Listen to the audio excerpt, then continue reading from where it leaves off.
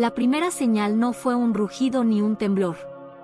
Fue un destello extraño, una silueta oscura apareciendo en las pantallas de vigilancia satelital como un error, una sombra mal interpretada en medio del vacío blanco. El satélite de la OTAN, en su barrido de rutina sobre el Ártico, captó la imagen casi por accidente, una forma claramente metálica, enterrada en lo más profundo del hielo eterno. Un objeto de gran tamaño, imposible de identificar con precisión, pero sin duda de origen artificial. Al principio, nadie prestó demasiada atención. El hemisferio norte sufría uno de los inviernos más crudos de las últimas décadas, y los analistas asumieron que se trataba de restos congelados de alguna expedición anterior, tal vez un avión soviético estrellado durante la Guerra Fría. En los registros hay docenas de incidentes así. Nada nuevo. Nada alarmante. Hasta que las imágenes llegaron al escritorio del Dr. William Carter.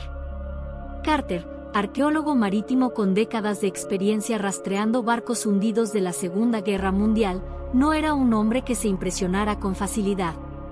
Había visto esqueletos de acorazados oxidados, cargamentos secretos bajo el océano y restos de tragedias históricas que nunca llegaron a los libros.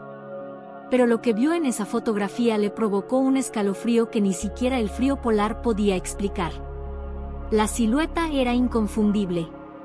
Un submarino.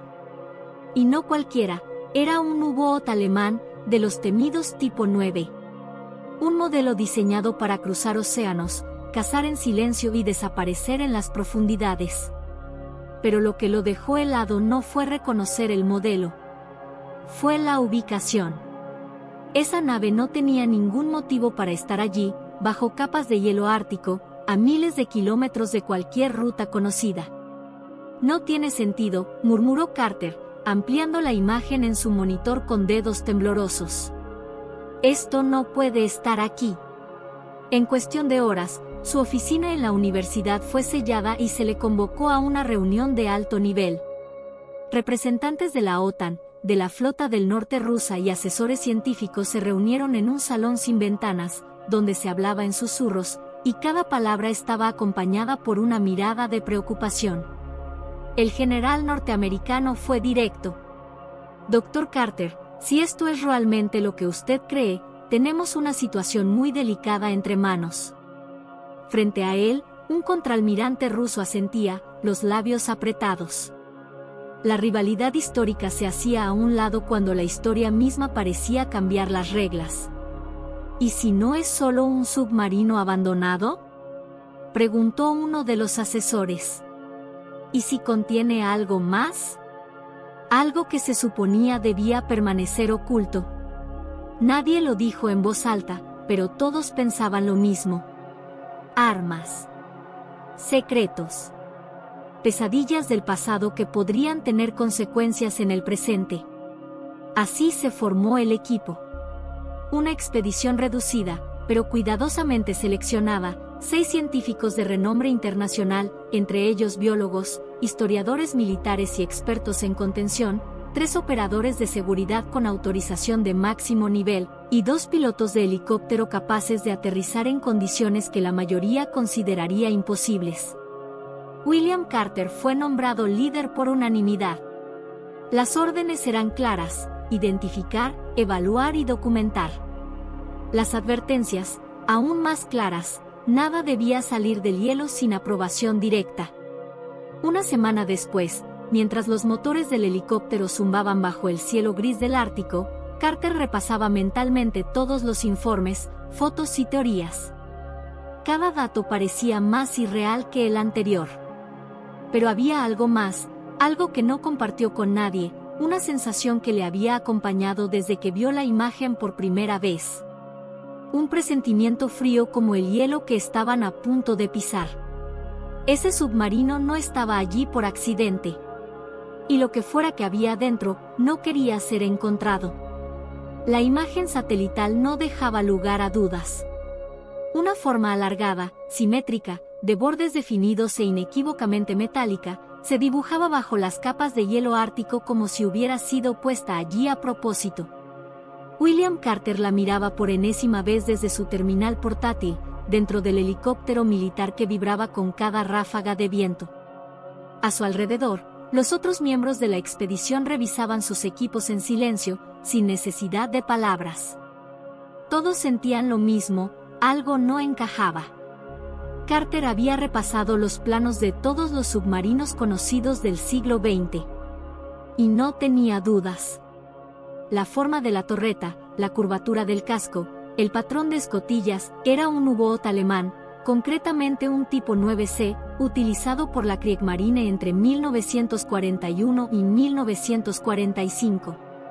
Un modelo diseñado para patrullas de largo alcance, capaz de cruzar el Atlántico y permanecer sumergido durante semanas. Pero ese conocimiento solo hacía que las preguntas fueran más inquietantes. ¿Cómo había llegado hasta allí? El Ártico no era una ruta de combate conocida. La Kriegsmarine jamás registró actividades en esas latitudes extremas. Ningún archivo, ni siquiera en los informes secretos desclasificados, mencionaba un operativo que involucrara submarinos en esa región. Ni los soviéticos, ni los aliados, ni siquiera los servicios de inteligencia que rastreaban obsesivamente cada movimiento alemán durante la guerra tenían constancia de ello. Y, sin embargo, ahí estaba. La forma delata un casco intacto, enterrado de forma diagonal, como si hubiera descendido lentamente, sin chocar, sin hundirse con violencia. No había rastro de destrucción ni escombros alrededor. Era como si el submarino hubiera sido depositado suavemente bajo el hielo. A simple vista, parecía enterrado a propósito. No lo entiendo, dijo en voz baja Elena Brooks, la bióloga del grupo, mientras se acercaba para mirar la pantalla de Carter. Él tampoco. Y no se trataba solo del submarino. Las coordenadas precisas lo situaban en una zona inestable del hielo ártico, un área con grietas activas y corrientes subterráneas. Sin embargo, en las últimas semanas, la región se había congelado de forma inusualmente firme. Como si la misma naturaleza se hubiera detenido a conservar ese lugar. Esa noche, mientras el equipo se preparaba para montar el campamento base a 2 kilómetros del objetivo, Carter revisó de nuevo las imágenes con la linterna sobre el monitor. Aumentó el zoom una vez más, no por falta de claridad, sino por una necesidad casi obsesiva de comprobar lo que ya sabía. Y entonces lo vio. Algo pequeño, casi imperceptible, una protuberancia en la parte superior del casco. Parecía una escotilla adicional, un acceso no registrado en los modelos estándar del U-boot 9C. Carter entrecerró los ojos. ¿Una modificación? ¿Un compartimento secreto? En plena Segunda Guerra Mundial, los nazis fueron célebres por crear estructuras ocultas en sus vehículos para transporte de documentos, tecnología e incluso cargamentos no oficiales. ¿Pero en un submarino aislado en el Ártico? ¿Para qué? ¿Y cómo había llegado tan lejos de todo? Un escalofrío recorrió su espalda. Y no fue por el frío. Levantó la mirada hacia la tienda donde descansaba el resto del equipo. El viento ululaba sobre el hielo, arrastrando consigo una inquietud ancestral, como si los secretos bajo sus pies no solo fueran antiguos, sino peligrosos. Apagó el monitor. La silueta seguía grabada en su mente. No era una simple reliquia histórica. Era algo más. Algo que, quizás, nunca debió ser desenterrado. La sala estaba en penumbra, solo iluminada por la luz azulada de un proyector que mostraba imágenes satelitales congeladas en el momento exacto del descubrimiento. William Carter estaba de pie frente a una mesa larga, rodeado de hombres y mujeres que vestían uniformes de distintas nacionalidades. No había presentaciones. No hacían falta. Todos sabían por qué estaban allí. Lo que se discutía en esa sala no estaba registrado en ningún documento oficial, y jamás lo estaría. Un alto funcionario de la OTAN tomó la palabra. Su voz era seca, sin adornos. Dr. Carter, usted está al mando de una expedición que jamás ocurrió, hacia un lugar que nadie debe conocer, para estudiar un hallazgo que no existe. Todos asintieron sin levantar la vista. El protocolo era claro: confidencialidad absoluta. Lo que se encontraba bajo el hielo debía permanecer fuera del conocimiento público. Si la prensa internacional se enteraba de que un submarino nazi, con todo lo que esa palabra conlleva, estaba enterrado en el Ártico en condiciones casi perfectas, el pánico se esparciría como una enfermedad. ¿Qué hay de los soviéticos?, preguntó Carter con calma. Rusia está al tanto, respondió un contraalmirante de rostro pétreo, sentado justo enfrente. Esta operación es conjunta. La zona donde se encontró el objeto está dentro de una franja no reclamada, lo que significa que, técnicamente, no pertenece a nadie. Pero todos tenemos interés en que este descubrimiento no termine en las manos equivocadas. Especialmente si involucra tecnología o materiales biológicos. ¿Materiales biológicos? El silencio que siguió fue aún más inquietante que la respuesta. Nadie sabía con certeza que transportaba a ese submarino. Solo sabían que su aparición era imposible, y que el hecho de que estuviera entero, sellado y rodeado de un comportamiento animal atípico, los lobos, lo hacía aún más desconcertante. La hipótesis más conservadora era que se trataba de una operación secreta de evacuación de documentos y científicos nazis. La más extrema, que albergaba algún experimento fallido, algo que debía desaparecer junto con el Reich. Ninguna opción era buena. Se autorizó el despliegue inmediato. El equipo estaría compuesto por una élite científica internacional. Dr. William Carter, arqueólogo marítimo y líder de la misión. Elena Brooks, bióloga especialista en ecosistemas polares. Hans Weimann, historiador militar alemán, con acceso a archivos restringidos del Tercer Reich. Kiro Sokolov, experto en ingeniería naval. Sarah Chan, microbióloga canadiense.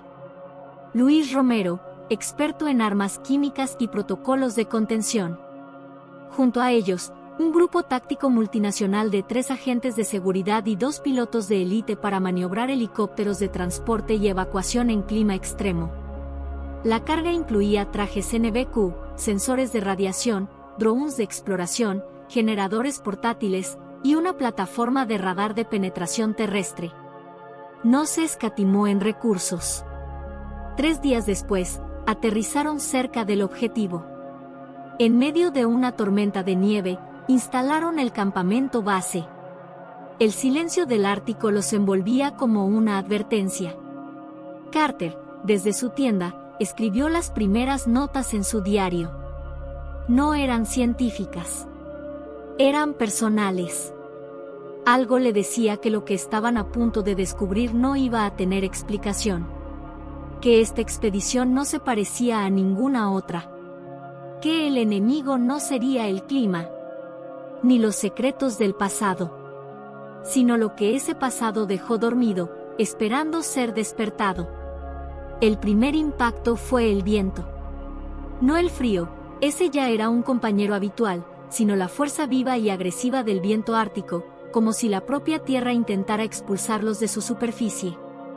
Era un rugido constante, una lengua invisible que azotaba la piel, arrancaba lonas, estremecía estructuras metálicas. El helicóptero apenas logró aterrizar. Durante un instante eterno, las patas temblaron sobre el hielo agrietado y todos dentro contuvieron la respiración. El piloto gritó algo incomprensible y la nave se inclinó levemente antes de estabilizarse. Apenas tocaron tierra, comenzó la verdadera batalla. Moverse por la ventisca era como empujar una pared invisible. El aire no solo cortaba, parecía sólido, cargado de agujas que atravesaban los trajes térmicos más avanzados. Cada paso requería esfuerzo, cada movimiento una decisión. Carter iba al frente, los ojos entrecerrados detrás de sus gafas, sujetando el mapa plastificado contra su pecho. Detrás, el equipo se movía como una única criatura hecha de miedo y determinación. «Faltan 500 metros», gritó Hans, aunque su voz se perdió en la tormenta. Nadie respondió. Solo siguieron caminando. Cuando por fin alcanzaron el punto marcado en el GPS, el viento pareció detenerse por un instante. No cesó, pero cambió. Era como si la atmósfera se hubiese contenido, como si algo, el lugar mismo, respirara lentamente debajo de ellos. Fue Elena quien los vio primero. Carter. A tu izquierda. Los demás giraron. Y allí estaban. Lobos árticos. No uno. No dos. Al menos una docena, tal vez más, difícil de decir con exactitud porque sus cuerpos se fundían con la nieve. Eran grandes, majestuosos. Sus ojos brillaban con un tono ámbar que resaltaba entre el blanco absoluto. No se movían. No gruñían. No retrocedían. Solo observaban, en completo silencio. Se habían posicionado en un círculo amplio, casi perfecto, alrededor del equipo. Un perímetro exacto. Los científicos se detuvieron, congelados. Luis, el experto en contención, apretó el gatillo de su arma tranquilizante, aunque no apuntó. Elena respiró agitadamente, sus palabras apenas un susurro. Esto no tiene sentido. Los lobos deberían haber huido o atacado. Pero esto parece otra cosa. Parece, murmuró Carter sin terminar la frase. Parece que custodian algo. Los lobos no se acercaron, ni se alejaron. Solo los miraban. No con hambre. No con miedo. Con juicio. Como si supieran algo que el equipo no sabía. Como si quisieran advertirles. O tal vez decidir si merecían pasar. Un silencio denso se instaló entre los humanos. El viento ya no aullaba. El radar portátil comenzó a emitir un pitido sordo.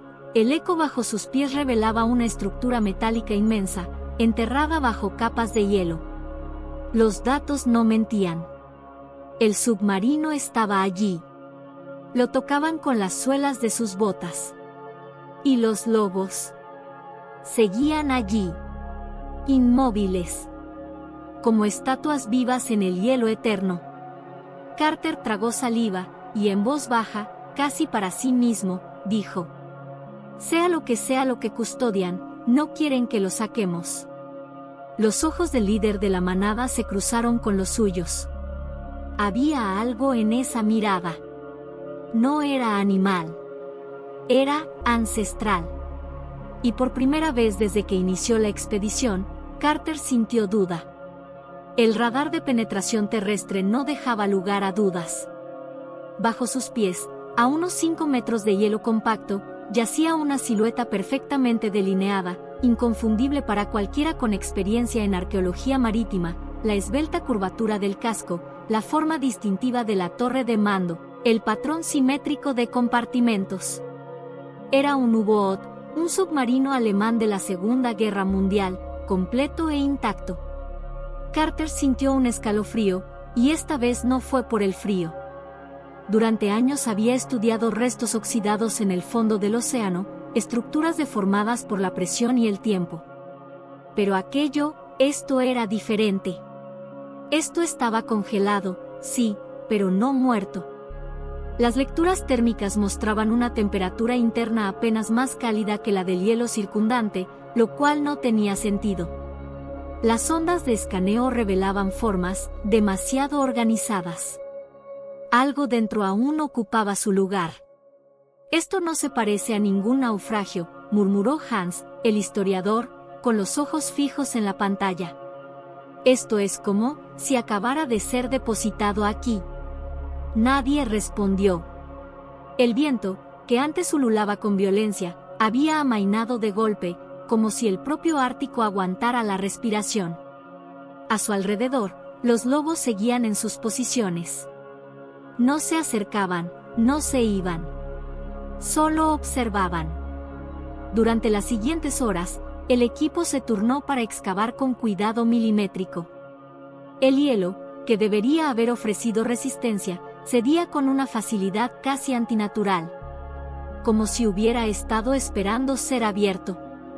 A cada golpe de pico, a cada corte del láser térmico, surgía una nueva sección del casco metálico. No estaba oxidado. No presentaba señales de colapso estructural. Ningún trozo de pintura desconchada. Era como si alguien lo hubiese preservado deliberadamente.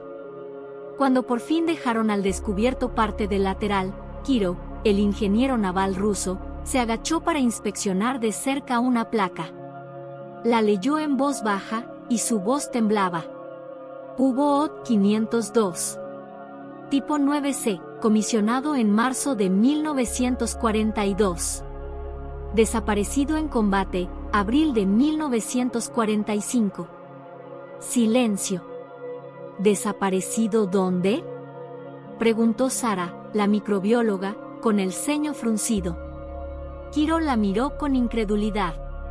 En el Atlántico Norte, cerca de la costa de Groenlandia. Fue perseguido por destructores británicos. Nunca lo encontraron. Hasta ahora. Eso está a más de 2000 kilómetros de aquí, intervino Hans, ya revisando mentalmente los registros. No hay forma en que este submarino llegara al polo sin ser detectado. Y mucho menos que quedara así, en este estado. El sol, si podía llamársele así, apenas era una mancha pálida tras las nubes grises. Las sombras se alargaban sobre el hielo. Y el casco del submarino brillaba con un tono metálico que parecía casi nuevo. Carter, aún en silencio, apoyó una mano sobre la superficie. Estaba fría, como era de esperarse, pero bajo sus dedos sintió algo que no esperaba, una vibración sutil, como si el metal retumbara con un eco contenido. No deberíamos abrirlo al anochecer, dijo Elena, casi en un susurro. No, respondió Carter, sin quitar la mano del casco. Pero tampoco podemos esperar mucho más. El equipo de seguridad instaló un perímetro. El hielo fue cortado con precisión quirúrgica hasta liberar completamente la compuerta principal. Un último zumbido del láser, un clic, y el metal cedió con un quejido largo y grave, como si el propio submarino respirara por primera vez en décadas. Del interior no salió aire podrido. No hubo hedor a descomposición. Solo un soplo gélido y seco. Una oscuridad que parecía más densa que la noche ártica. Carter se colocó el casco de su traje NBQ y asintió. Entremos. Llevamos cámaras. Nadie entra solo. Y entonces, con los lobos observando desde la distancia y el cielo cubriéndose lentamente con nubes pesadas como lápidas, el equipo de científicos y militares internacionales cruzó el umbral de un navío que no debería existir. Un navío que llevaba décadas enterrado en el hielo. Esperando. Ocultando algo que el mundo ya había olvidado, o fingía haber olvidado. Avanzaron por el estrecho pasillo del submarino con los cascos empañándose por la diferencia de temperatura y los corazones palpitando con una mezcla de fascinación y temor. La linterna de Carter barría las paredes metálicas como si buscara fantasmas. El silencio en el interior era opresivo. No había zumbido de electricidad, ni crujidos del casco, ni el eco típico de las naves abandonadas.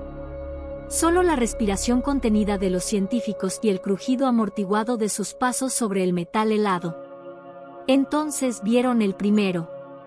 Un hombre, uniformado, sentado frente a un panel de mandos.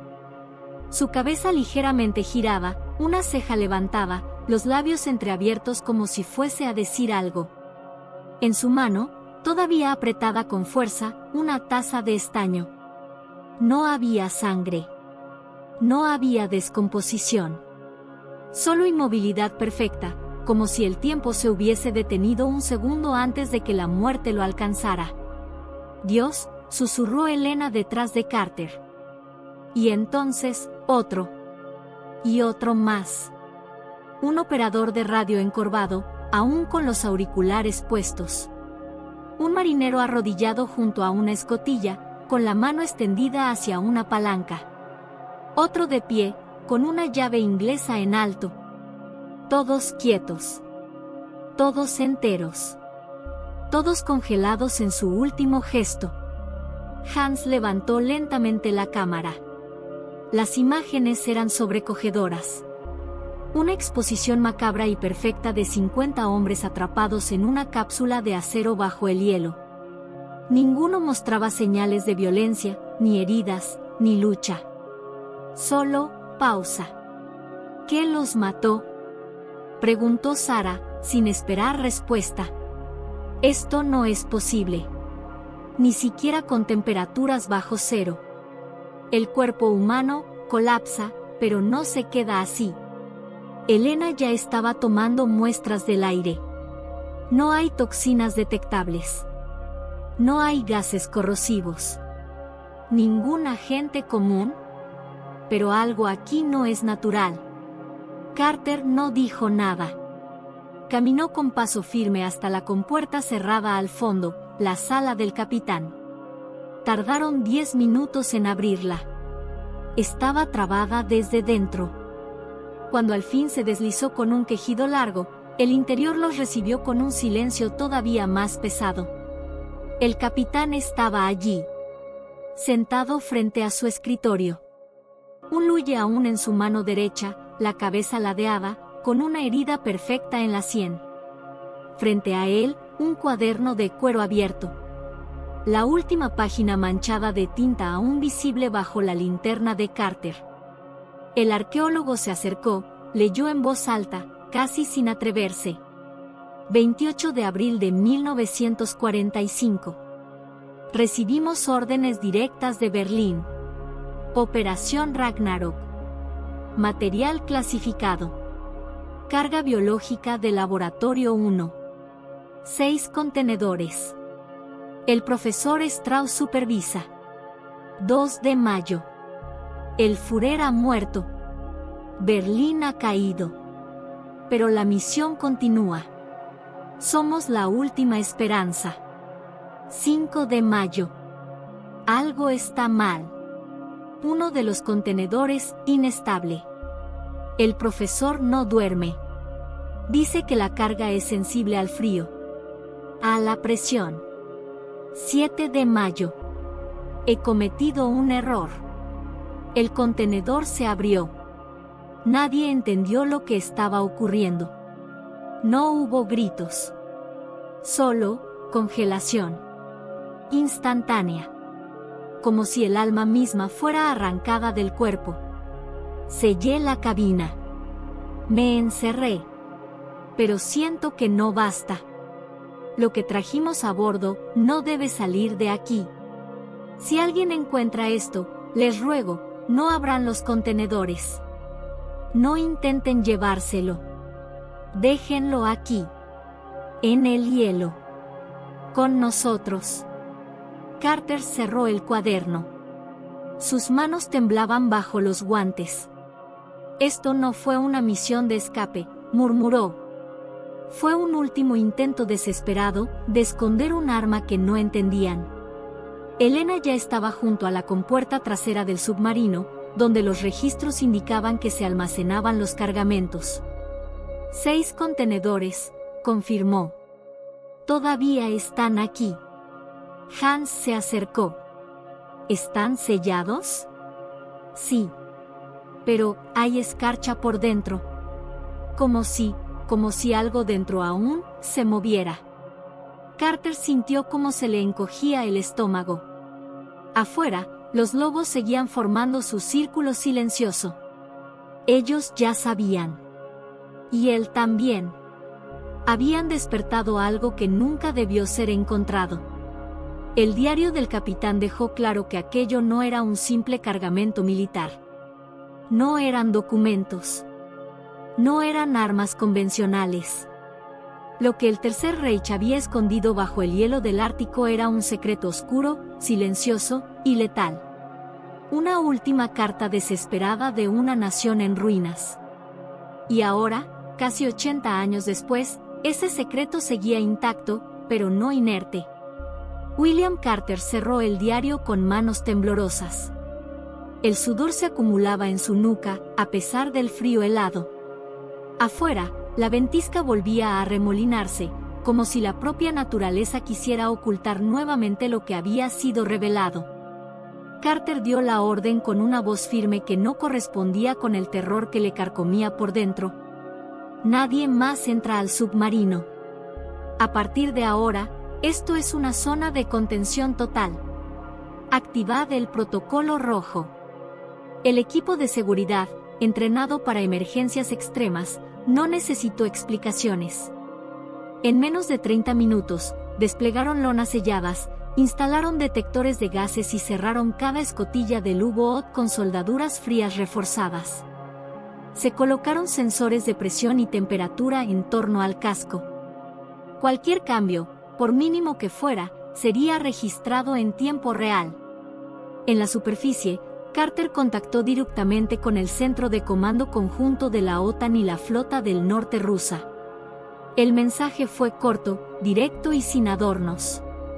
Tenemos un contenedor activo con material biológico de origen nazi. Altamente inestable. Solicito cierre total del sitio y despliegue de protocolo de confinamiento clase Alfa Zulu.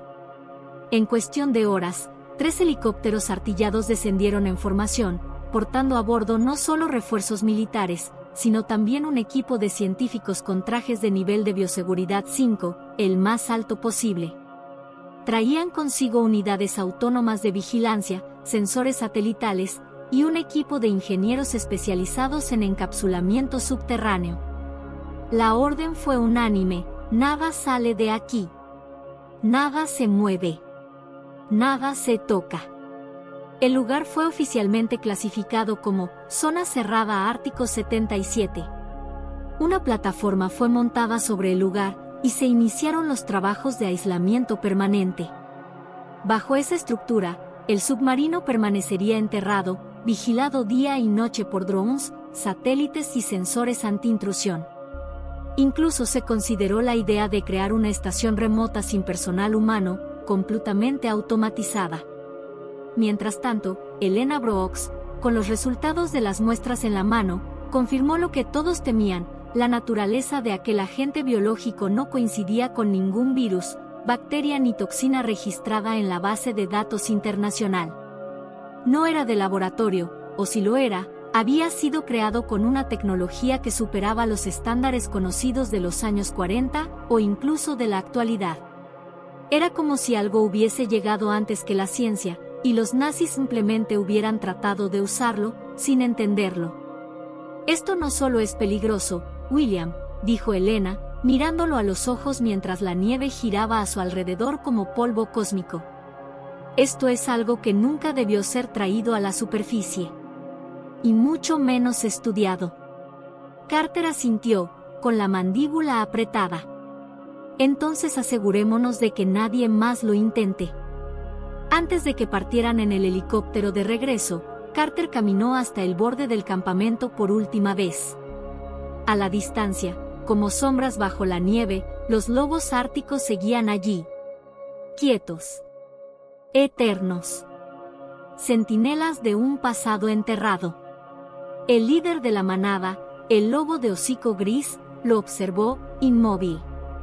Carter levantó la mano, un gesto de respeto mudo. «Guardadlo bien», susurró. «El mundo ya ha jugado demasiadas veces con cosas que no comprende». Y así, el helicóptero despegó, llevándose a los últimos humanos lejos de aquella trampa de acero y hielo.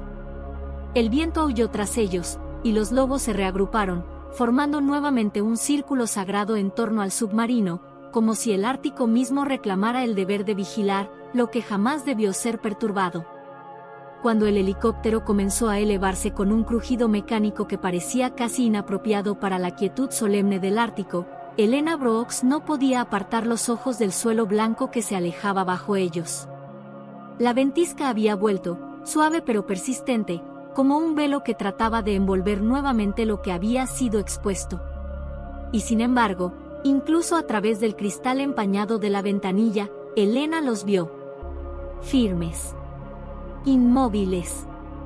Los lobos seguían allí. formaban un anillo silencioso alrededor del sitio donde el submarino nazi había sido encontrado y enterrado nuevamente bajo una gruesa capa de hielo. Ya no había luces. No quedaban hombres ni máquinas. Solo el viento, la nieve y ellos. Un centinela vivo, ancestral. Un patrón perfecto de vigilancia, como si obedecieran a una ley más antigua que el lenguaje. Más poderosa que la ciencia. Más sabia que cualquier ser humano. William, murmuró Elena, con una voz que no era suya, como si saliera de un lugar más profundo que la razón. Carter estaba sentado junto a ella, agotado física y mentalmente, con la mirada perdida en el vacío. Giró la cabeza lentamente hacia ella. ¿Qué pasa? Elena no apartó la vista del paisaje. ¿Y si estos lobos llevan aquí desde antes que nosotros? Desde mucho antes. No solo días o semanas. ¿Y si llevan décadas? Carter arqueó una ceja. ¿Cómo podría saber eso? No lo sé. Pero, ¿no lo sentiste? Desde que llegamos. Esa mirada. Esa calma inquietante. No estaban curiosos. No tenían miedo. Solo, estaban ahí. Como si supieran exactamente qué había bajo el hielo. Como si siempre lo hubieran sabido. Carter pensó en eso en silencio. Había visto lobos antes, muchas veces. Pero nada como esto. Esta era otra cosa. Otra presencia. Otra energía. Estos lobos no eran parte del paisaje. Eran parte de la historia. Una historia que aún no terminaba. Elena continuó, su voz ahora más firme. Durante la expedición, anoté todo. Cada aparición. Cada desplazamiento. ¿Sabes lo que descubrí? Siempre fueron exactamente 12.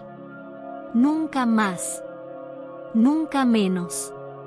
Siempre colocados a la misma distancia entre ellos. Rodeando el lugar como si dibujaran un círculo de protección. Como si delimitaran un perímetro sagrado. Carter sintió un escalofrío que no venía del frío. ¿Crees que estaban conteniendo algo? No lo creo. Lo sé. Elena giró hacia él por primera vez, con los ojos llenos de una mezcla de lógica quebrada y certeza intuitiva. La naturaleza tiene formas de protegerse. Mecanismos que aún no entendemos. Aves que migran antes de que llegue una tormenta. Elefantes que corren antes de un terremoto. ¿Y si estos lobos desarrollaron un instinto más allá del instinto?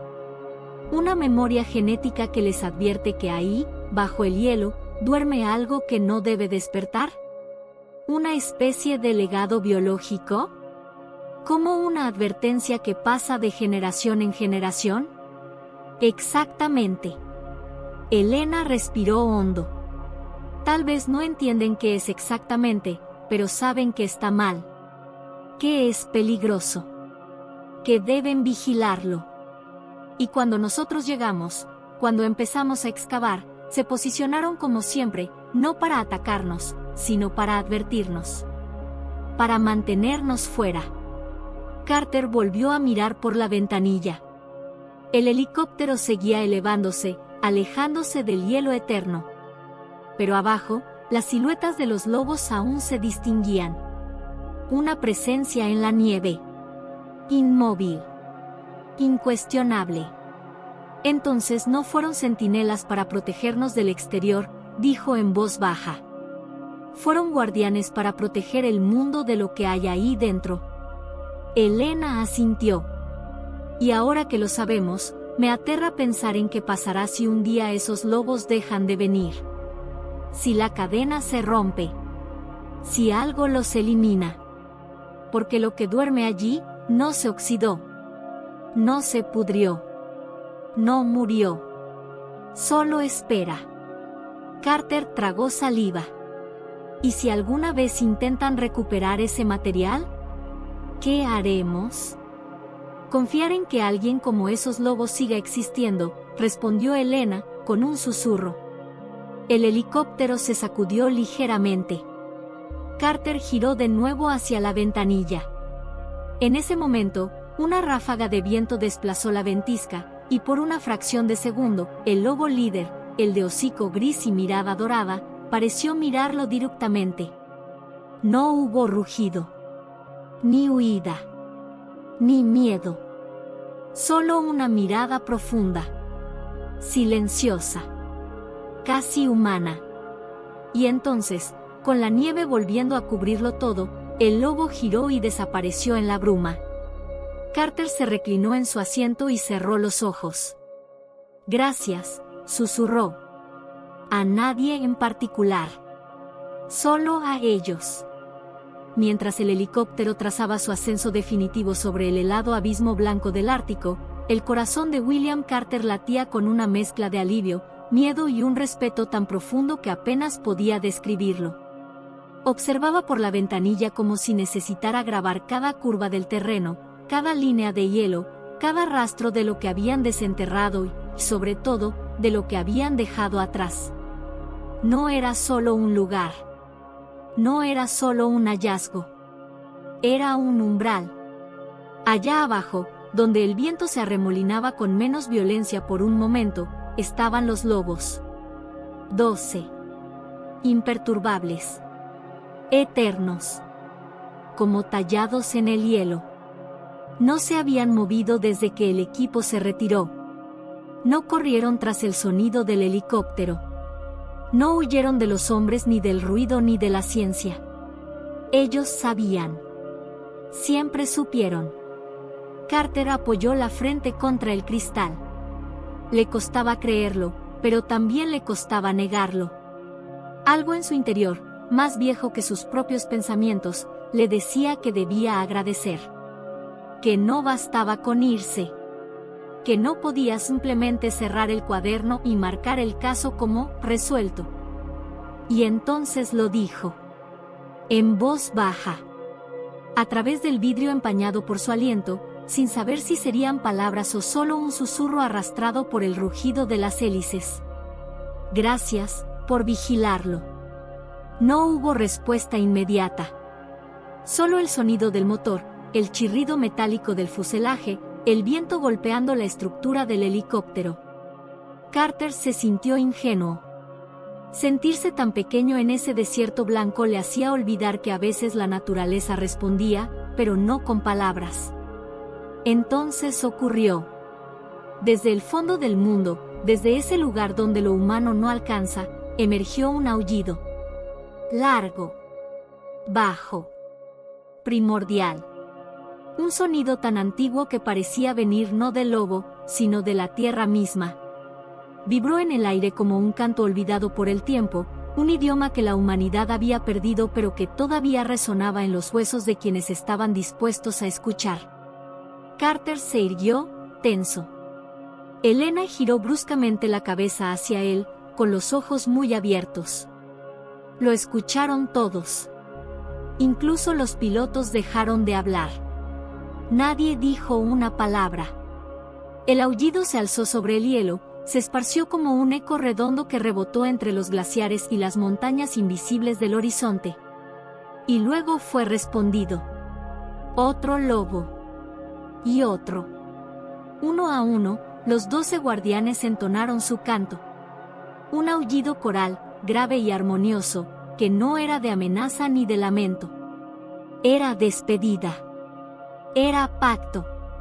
Era advertencia.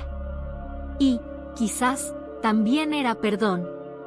William Carter cerró los ojos. No podía ver más allá del hielo, ni del tiempo, ni de la historia. Pero entendía que en ese momento algo había sido sellado. No por los humanos.